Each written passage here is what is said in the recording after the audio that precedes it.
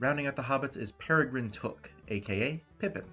Just like the other hobbits, Pippin took a while to find his courage, and he was the most childish among them to start, which makes sense considering he's actually not even an adult by hobbit standards. He does mature once he offers his service to Denethor and becomes a guard of the Citadel, sworn to protect Minas Tirith and her people. And once the ring is destroyed, he returns to the Shire with the others and helps Merry lead the hobbits in a long overdue scouring. For ability scores, we'll use a standard point array. If you want to roll for stats, that's fine. Just like with Merry, keep an eye on your dexterity. Dumping strength to start, we don't need it. Dexterity's 12, Pippin is smaller and quicker than Merry, and he has the signature Hobbit toughness, so Constitution's 15. We'll make Intelligence 14. Pippin can be quick-witted and has good ideas, but he lacks a good deal of sense, so Wisdom is only 10. And we'll finish off with a 13 in Charisma. He's gregarious, cheerful, and outgoing, especially after a drink or two.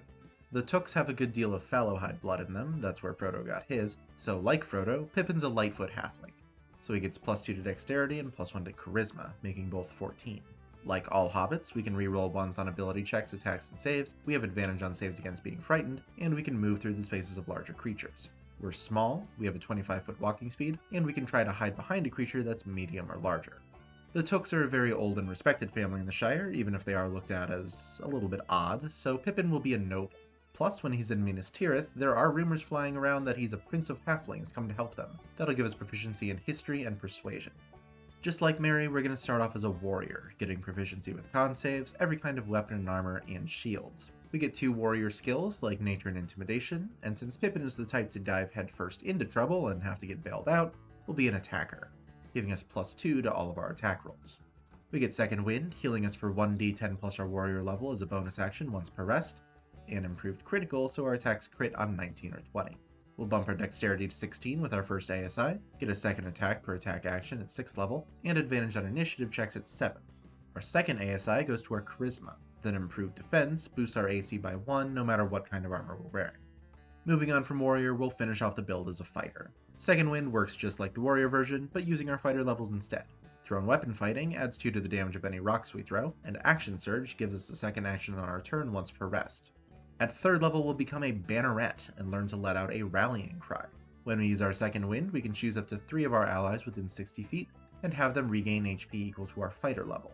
Now we do have 2 separate Second Wind features, and this probably doesn't technically work with the Warrior version, but it really shouldn't be too much of a power boost to let it work with both. Talk to your DM.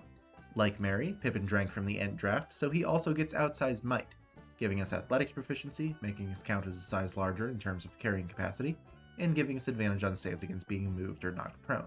We lose out on getting extra attacks since we already have it from Warrior, but we can use our 6th level ASI to boost our Wisdom and stop being such a fool of a Took after the incident with the Palantir. As a soldier of Gondor and a close friend of King Elisar, Pippin serves as a representative of the king and as a royal envoy. We get proficiency with Insight, and we get expertise in Persuasion. At 8th level, we're very good at watching our comrades' backs with the Sentinel feat. We can take opportunity attacks even if the creature triggering them disengaged first. Our opportunity attacks drop a creature's speed to 0 if we hit, and when a creature within 5 feet attacks a target other than us, we can use our reaction to attack them first. 9th level fighters can reroll a failed save once per day thanks to Indomitable, and our capstone is the 10th level of Banneret for Inspiring Surge. When we use our Action Surge, we can pick an ally within 60 feet and have them make an attack using their reaction. Now that the build is complete, let's take a look and see what we've done. Pippin is a lot like Merry, and in fact the builds were intended to be extremely similar, since both characters arrive in similar places after going through somewhat different events. Like Merry, Pippin really shines in a group, where his Banneret abilities can do their job. Unfortunately, those are much more limited than Merry's combat superiority, since they're limited to once per rest each, or twice if your DM lets your Rallying Cry work off the Warrior's Second Wind as well. Also, the Banneret abilities largely don't help Pippin himself be more effective, they just make those around him better. Luckily, unlike Merry's mounted combatant, Pippin's Sentinel is extremely useful, since he can lock enemies down and keep them from escaping or attacking his allies. And once all the resources are spent, Pippin is pretty much Merry's equal. He gets 2 attacks in a round, and has an increased crit range. Boromir died to save us, my kinsman and me. He fell defending us from many foes. Pippin!